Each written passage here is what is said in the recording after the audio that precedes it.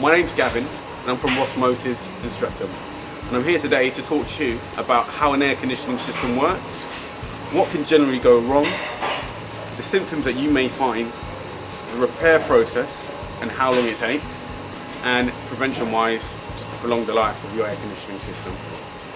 An air conditioning system works by compressing refrigerant gas around a series of components and then ends up in your car as cold air.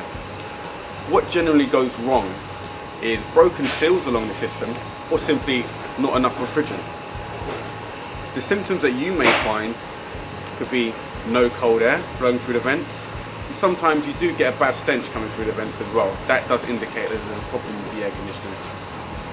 The repair process involves getting your vehicle hooked up onto an air conditioning machine such as mine, and what we will then do is carry out a leak detection test to make sure that there is no leaks before we recharge the system with the applicable air conditioning gas.